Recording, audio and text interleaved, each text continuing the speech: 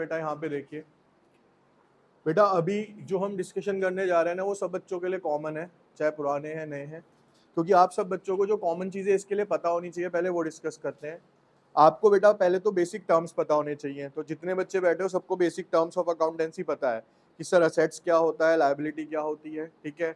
आपने रेवेन्यू भी बता दिया, एक्सपेंसेस क्या होते हैं, ये सारी चीजें हम डिस्कस कर चुके हैं। फिर बेटा हमने ना एक चीज पढ़ी थी जिसका नाम था यहाँ पे गोल्डन रूल्स ऑफ अकाउंट्स। एक टॉपिक किया था बेटा हमने जिसका नाम था यहाँ पे गोल्डन रूल्स ऑफ,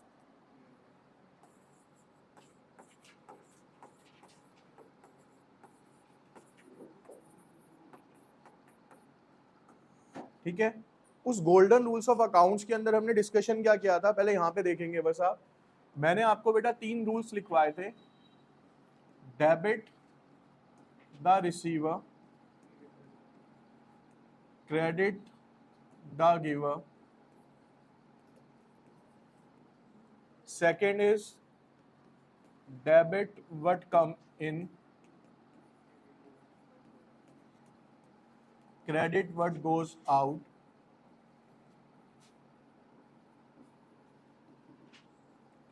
थर्ड था हमारा debit all losses and expenses, credit all income and gains, ठीक है। कुछ बच्चों का हो सकता है ये मिसिंग हो जो आज ही आए थे, ठीक है। ये वाले रूल्स आपके अभी नहीं हुए। अब ध्यान से समझना ये दोबारा रूल क्यों बता रहा हूँ, क्योंकि ये दोबारा से ही डिस्कस होने वाले हैं। अभी किस बेस पे डिस्कस होने वाले हैं? सर आपने हमें बता दिया असेट्स लायबिलिटी वगैरह क्या होती है, ये वाले रूल्स भी बता दिए, लेकिन सर ये इम्प्लीमेंट करने का तरीका बताओ। बेटा जो चैप्टर आप डिस्कस कर रहे हो ना उसके अंदर से सबसे इंपॉर्टेंट टॉपिक अभी आपको कराने जा रहा हूँ, उसका नाम है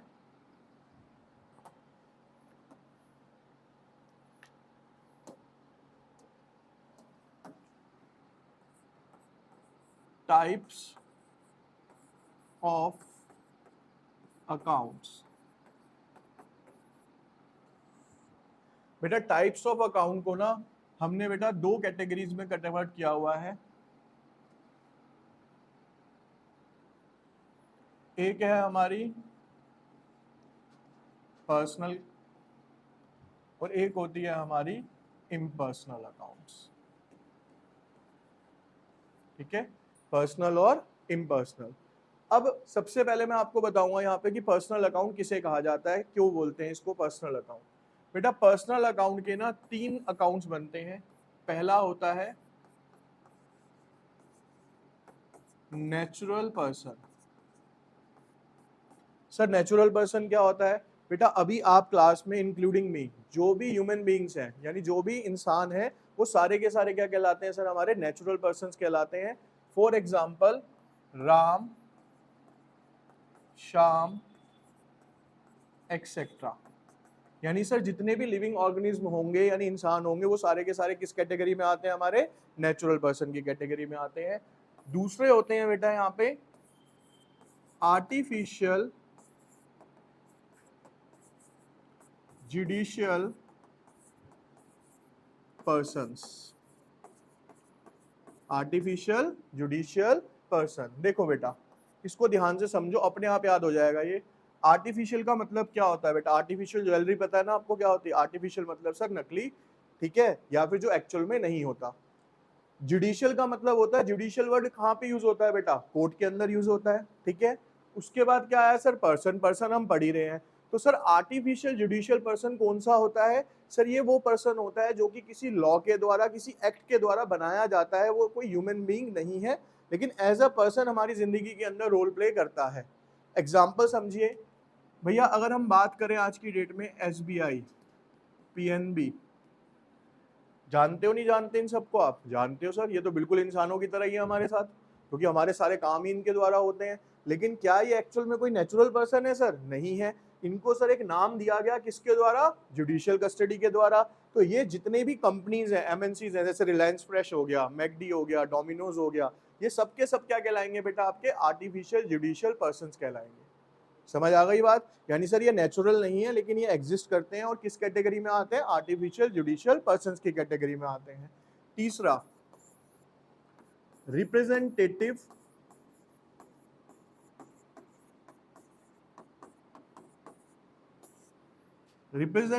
पर्सन या रिप्रेजेंटेटिव अकाउंट बोल सकते हो इसको। एक सिंपल सा एग्जांपल देता हूं बेटा रिप्रेजेंटेटिव का। Indian cricket team, Indian cricket team को आज वर्ल्ड के अंदर कौन रिप्रेजेंट कर रहा है सर? कैप्टन कौन है? बोलो।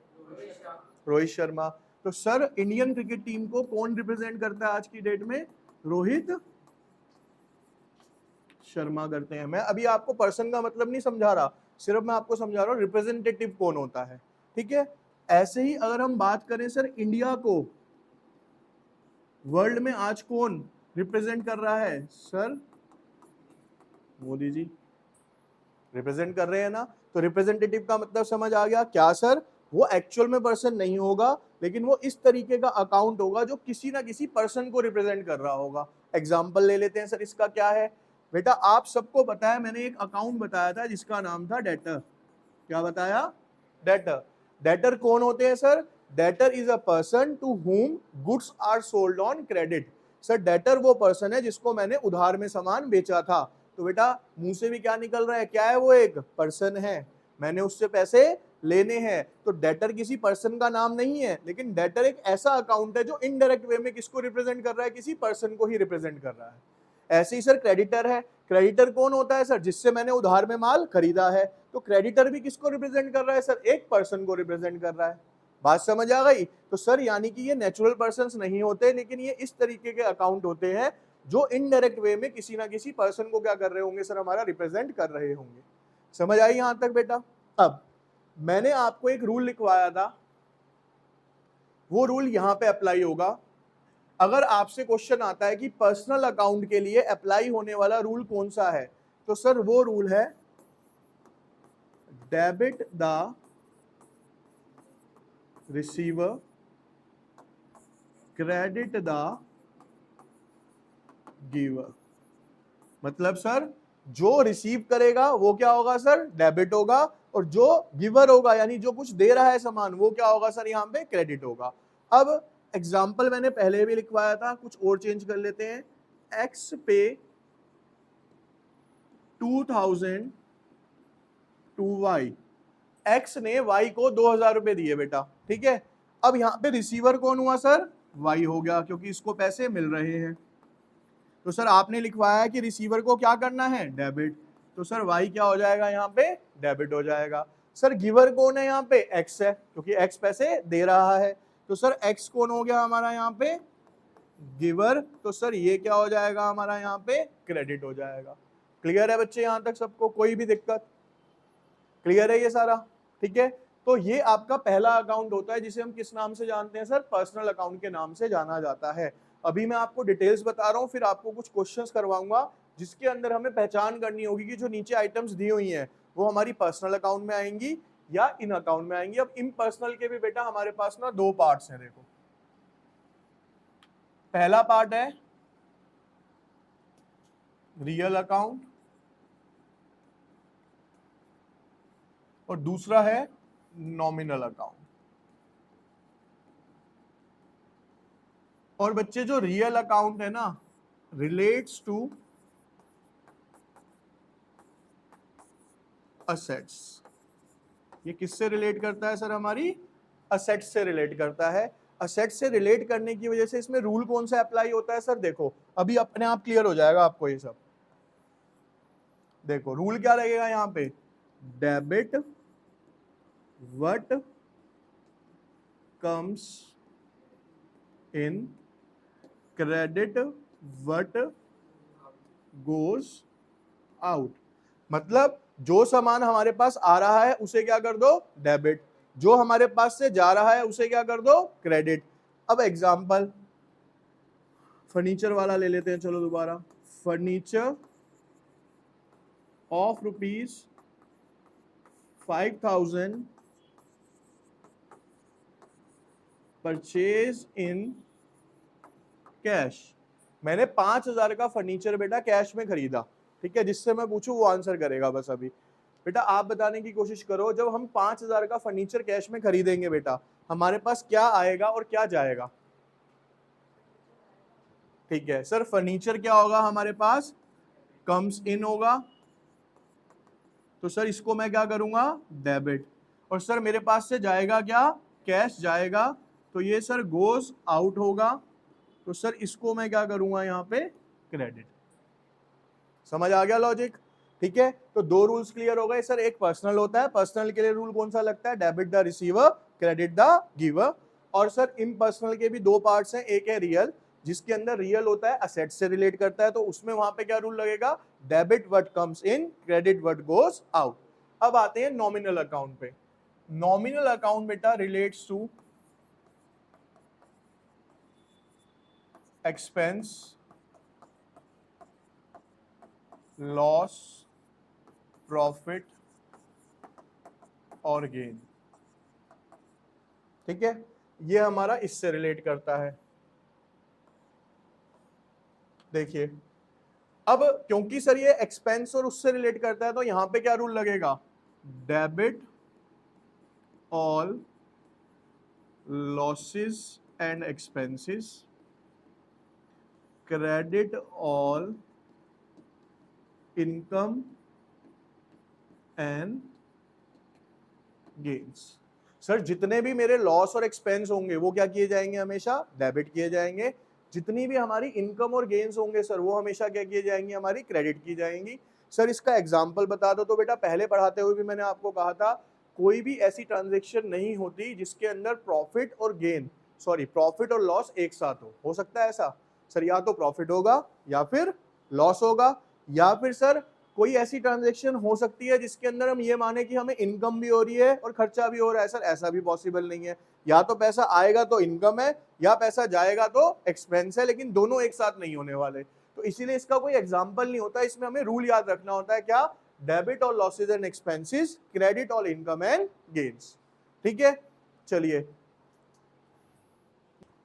देखिए बेटा, अगर हम इसको आगे देखते हैं, अगर मैं आपसे अभी बात करूं कि बच्चे मेरे को ये बताओ कि जो हमारे पास इंटरेस्ट है, या सर मेरे पास सैलरी पेड है, इंटरेस्ट मान लो हमारे पास क्या था सर? रिसीव्ड था। तो अगर मैं इन तीनों कैटेगरी में से पूछूं बेटा, तो आपके हिसाब से ये किस में आएगा? पर्सन में आएगा, मतलब इसमें आएगा, रियल अकाउंट में आएगा, नॉमिनल अकाउंट में आएगा? रियल अकाउंट में इनका कहना है। ठीक है, इंटरेस्ट रिसीव बेटा असेट्स होती है हमारी।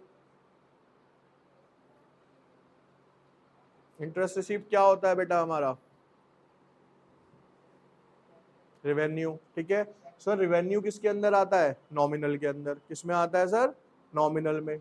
सैलरी पेड, सैलरी पे कर रहा हूं तो इसका मतलब क्या हो रहा है सर? मेरा खर्चा हो रहा है। क्या हो रहा है? मेरा खर्चा। खर्चा कहाँ पे आता है सर हमारा? एक्सपेंस कहाँ पे आना है? नॉमिनल अकाउंट में आना है। तो सर ये दोनों के दोनों जो है ना, ये किस कैटेगरी में आ जाते हैं? हमारे नॉमिनल अकाउंट में आते हैं। रीजन समझ लो दोबारा। सर क्योंकि इंटरेस्ट मिला है, तो ये मेरा क्या है? रिवेन्यू है। और आपने अभी बताया कि कोई भी इनकम एक्सपेंस कुछ भी होगा तो वो कहाँ पे आएगा सर? नॉमिनल अकाउंट में आएगा। और सर सैलरी पेड जो है वो मेरा क्या है? खर्चा है। और सर आपने बताया कि जितने भी लॉस और एक्सपेंसेस होंगे वो भी कहाँ पे आएंगे? नॉमिनल में आएंगे। लेकिन अब ध्यान से सुनना, यहाँ पे चेंज आता है बेटा। अगर मैं इस इंटरेस्ट के आगे सिर्फ एक चीज ऐड कर दूं, क्या? आउटस्टैंडिंग, या फिर मैं ऐड कर दूं एक्रूड इंटरेस्ट, तो बेटा ये पूरा का पूरा जो है कन्वर्ट हो जाएगा किसके अंदर? पर्सनल अकाउंट में हो जाएगा। किसमें कन्वर्ट हो जाएगा? पर्सनल अकाउंट में। रीजन क्या है सर इसका? सर जब मैं इंटरेस्ट पेड बोलता हूं तो खर्चा है, लेकिन जब मैं बोलता हूं कि वही इंटरेस्ट आउटस्टैंडिंग है, तो आउटस्टैंडिंग का मतलब है कि सर किसी इंसान ने अभी इंटरेस्ट पे करना बाकी है, तो वो डायरेक्टली किसको रिप्रेजेंट कर देगा सर? किसी एक इंसान को रिप्रेजेंट कर रहा है। एक्रूड का मतलब क्या बताया था सर आपने? कि वो जनरेट तो हो गया है लेकिन मेरे को रिसीव हुआ नहीं है, तो इनकम जनरेट हुई है, रिसीव नहीं हुई, किसको नहीं हुई सर? एक पर्सन को नहीं हुई, तो कहाँ पे चला गया वो? सीधा सीधा पर्सनल अकाउंट में चला गया। तो जब तक किसी भी एक्सपेंस के आगे, चाहे इंटरेस्ट है बच्चे, रेंट है, सैलरी है, वेजेस है, टेलीफोन, कुछ भी नहीं लिखा ना उसके आगे, तो वो एक्सपेंस है, उसका नेचर क्या होगा सर? नॉमिनल होगा। लेकिन सर अगर उसके आगे कुछ भी लग जाए आपका, outstanding, accrued, income received in advance, कुछ भी लग जाएगा ना, तो वो किसको रिप्रेजेंट करेगा सर? किसी पर्सन को रिप्रेजेंट करेगा। तो वो क्या बन जाएगा? हमारा पर्सनल अकाउंट बन जाएगा। ठीक है, ध्यान रखना अभी क्वेश्चन के लिए। ये क्लियर है भाई? ये सारी बात अच्छे से? ठीक है, चलिए